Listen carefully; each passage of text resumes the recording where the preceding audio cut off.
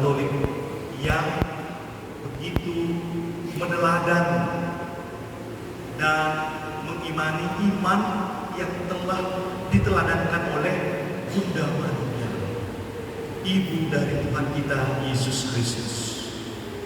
Di sini banyak ibu yang hadir ya kan, banyak wanita yang hadir ya. Bapak Ibu saudara-saudara yang terkasih, dalam kehidupan sehari-hari, ketika seorang anak itu berhasil mencapai satu cita-cita, misalnya lulus misalnya, ada yang mungkin sekarang yang paling sulit misalnya akpol, akmil, atau ya sekolah-sekolah kedinasan yang sangat sulit ya untuk dicapai. Ketika anak itu lulus, biasanya saya lihat juga di TikTok itu banyak yang langsung berlutut di kaki ibu. Benar atau tidak ini ya? Berlutut di kaki ibu ya, dan itu sungguh menunjukkan satu penghormatan yang tinggi dan setinggi-tingginya kepada ibu ya kan? Kita juga kalau memperhatikan keluarga-keluarga, kalau dalam keluarga itu ya seorang ibu yang duluan meninggal bisa katakan di surga, yang tinggal bapak dengan keluarga, pada umumnya itu agak sedikit mudah goyang keluarga itu, benar atau tidak ini ya. Tapi kalau ibu yang masih tinggal dalam satu keluarga, misalnya bapak pergi lebih dahulu menghadap bapak di surga, biasanya keluarga itu masih ya pada umumnya masih bisa bertahan dalam hal yang tertentu ya.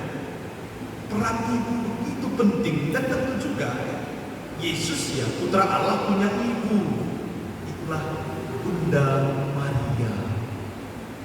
Bapak Ibu saudara-saudara terkasih, perayaan hari ini Bunda Maria diangkat ke surga.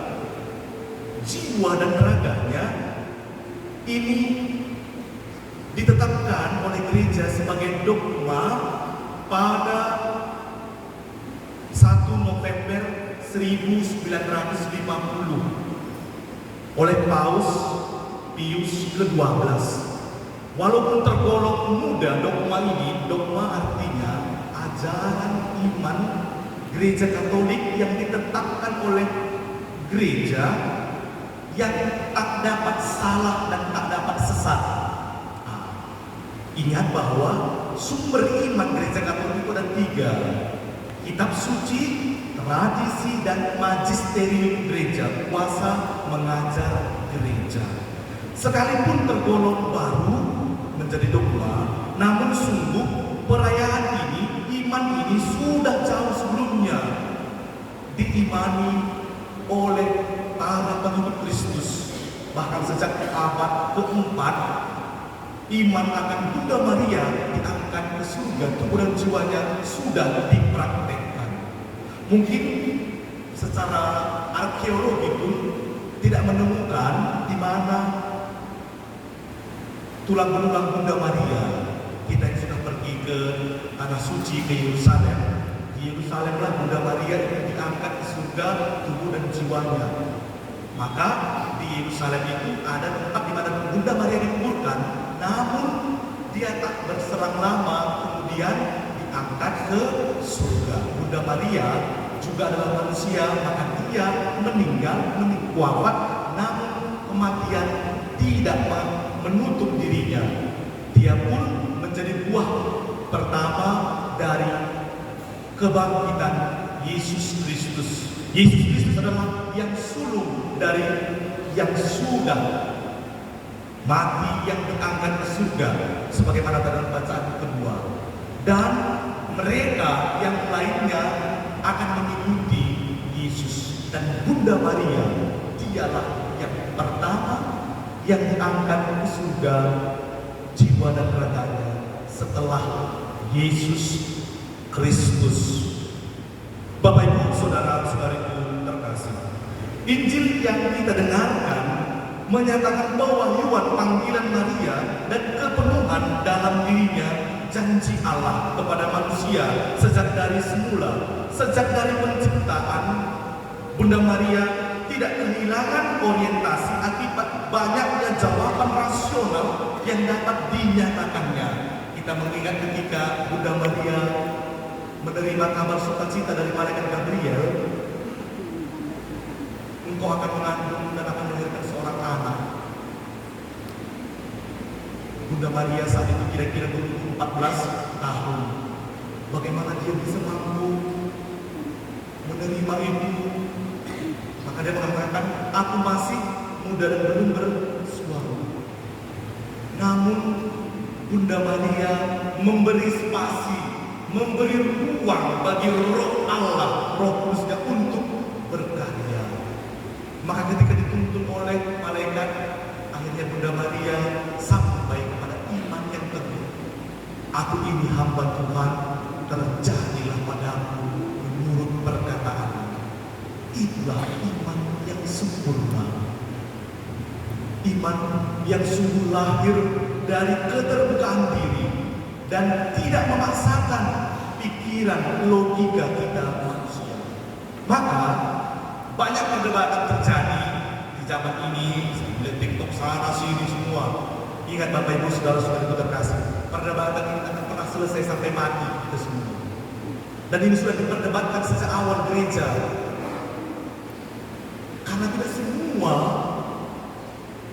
persoalan iman itu dapat dipecahkan dengan otak kita yang kecil ini.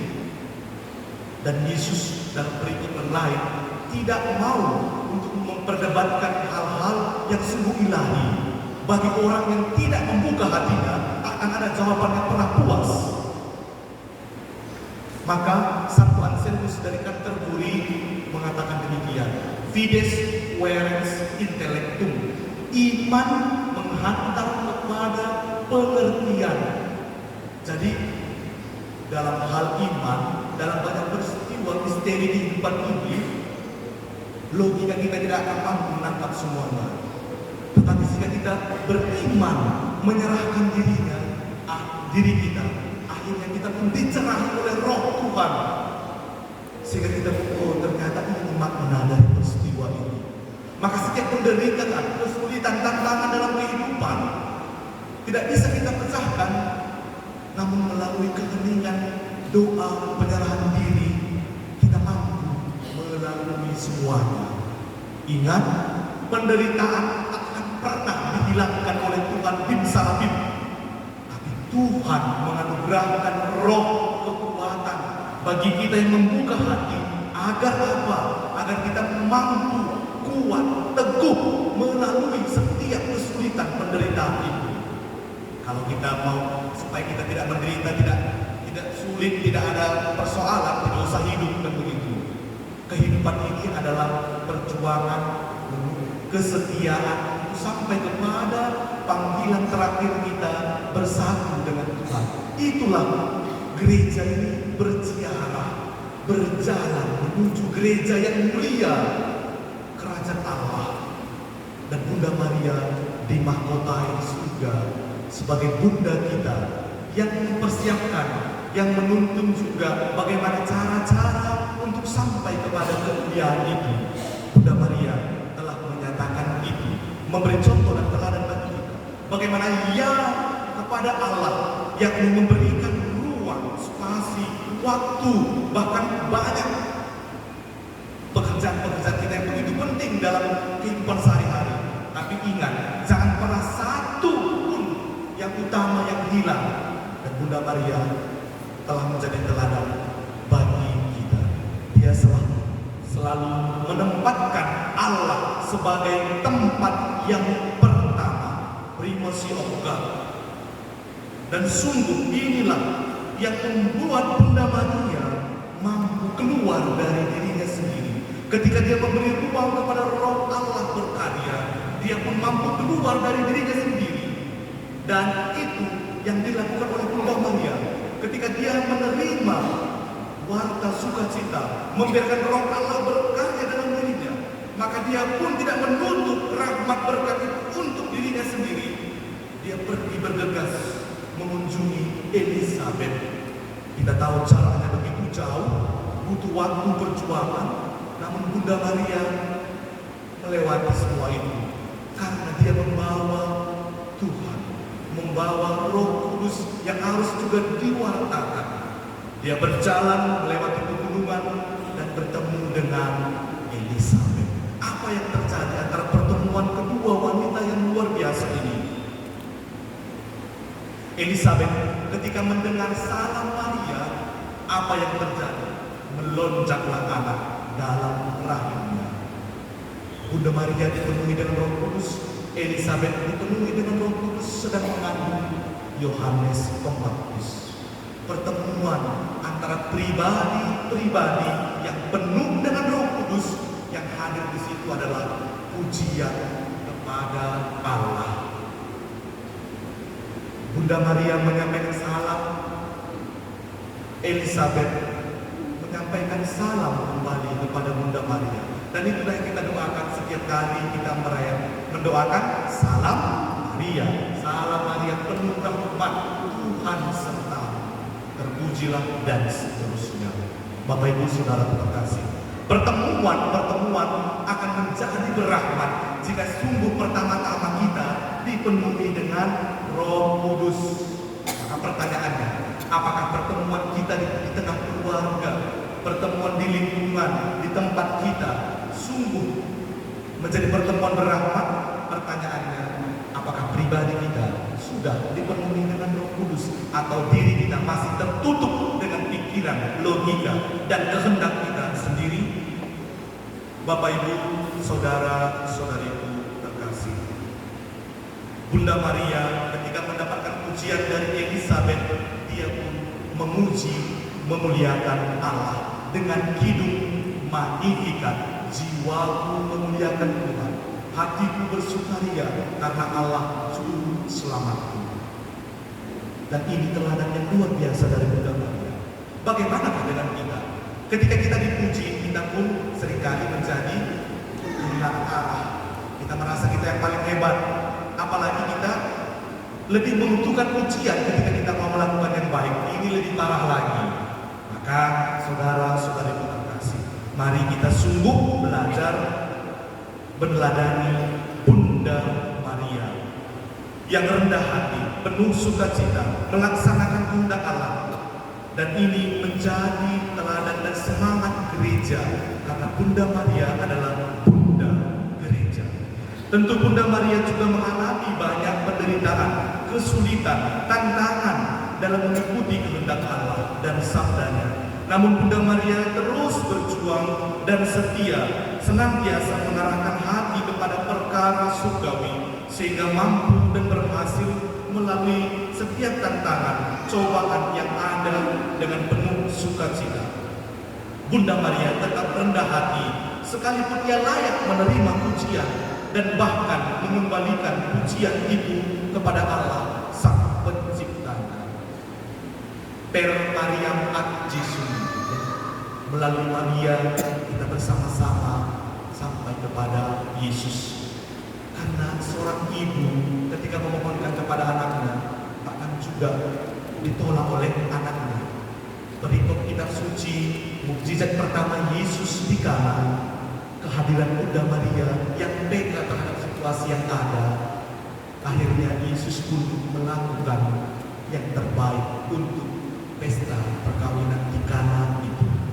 Tentu kita juga memiliki keyakinan bahwa dengan keterbukaan kita akan Roh Kudus, dengan pertolongan dan doa dari Bunda Maria, kita pun mampu seperti Bunda Maria terus-menerus setia dalam perjuangan hidup kita.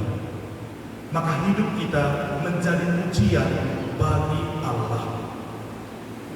Paulus ke-6 mengatakan demikian, kita tidak dapat mengembangkan Injil bagi orang-orang Kristen yang sedih, tanpa keyakinan, lemas dan pesimis, apalagi lebih mengutamakan selalu kepentingan diri, logika, kehendak, kekuasaan. Karena sikap-sikap demikian hampir sama dengan situasi kubur yang berada dalam kemalangan dan keputusasaan. Sebaliknya, sukacita Kristiani, sukacita Kristen bersumber dari pujian kepada Allah. Apa itu pujian kepada Allah? Memuji Dia berarti hidup kita, diri kita sendiri selalu mau terarah kepadanya. Memuji Allah bukan pertama-tama meminta kepadanya atau berterima kasih kepadanya, tetapi memuji Allah berarti keluar dari diri kita sendiri untuk memuji, menghabiskan waktu mendengarkan Dia. Apakah di tengah zaman yang begitu hiruk-pikuk, banyaknya tuntutan-tuntutan, apakah masih ada waktu sejenak untuk hening, berdiam bersama dengan Tuhan, mendengarkan Dia yang adalah Allah kita? Saudara-saudari terkasih, Santo Fransiskus Assisi mengatakan demikian, Tuhan, apa yang Kau kehendaki, Ku perbuat bagimu. Apa yang Kau kehendaki, Ku perbuat bagimu. Santo Fransiskus sampai pada tahap ini karena sebelum pertobatannya dia merasa bahwa dirinya adalah pusat, mau menjadi kesatria, orang hebat. Tapi kehebatan punya batas, usia punya batas, kemegahan punya batas. Tetapi bersama dengan Tuhan tak terbatas, karena kita akan selalu mengalami sukacita. Maka saudara-saudari terkasih, mari kita dalam doa-doa kita pun mengarahkan pandangan pertama-tama kepada Tuhan. Jangan langsung memohonkan ini. Kita sedang memerintah Tuhan. Kita adalah seorang ciptaan yang hanya seperti debu yang tak berarti. Kita akan menjadi berarti jika sang ciptaan ini bergantung kepada pencipta yang agung, yang besar, yang mau supaya kita ciptaannya hidup bahagia. Dan Bunda Maria menjadi teladan bagi kita, agar kita pun terus-menerus membuka hati terhadap Roh Kudus, mendengarkan sabdanya dan menjadikan Dia, sabdanya, sebagai kekuatan bagi kita. Carilah dahulu kerajaan Allah, maka semuanya akan ditambahkan.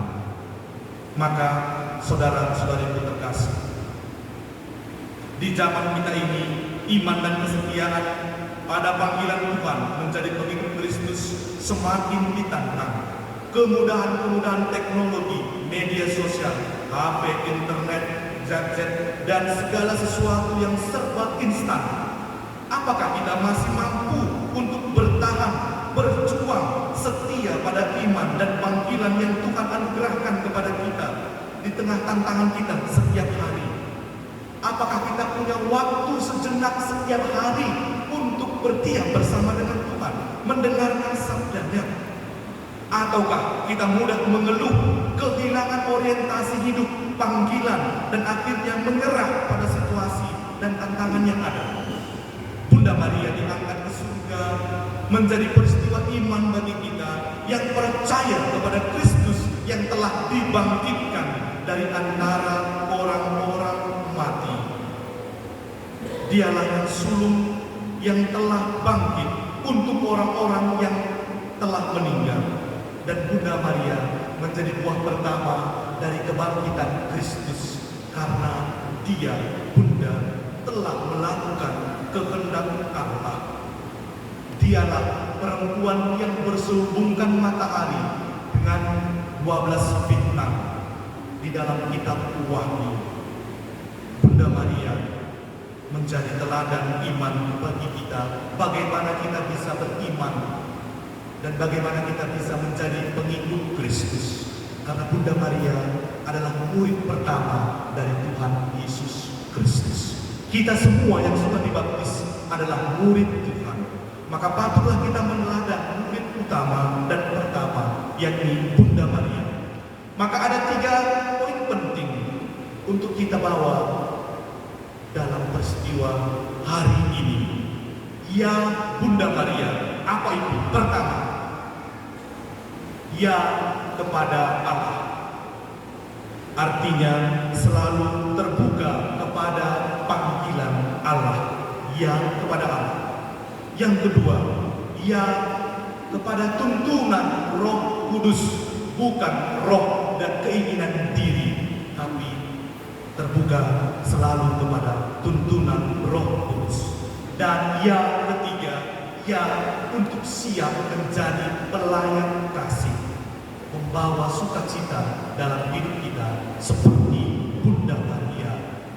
Ya kepada Allah, ya kepada tuntunan Roh Kudus, dan ya untuk melayani dalam kasih. Bunda Maria mendoakan kita kepada putranya Yesus Kristus. Amin.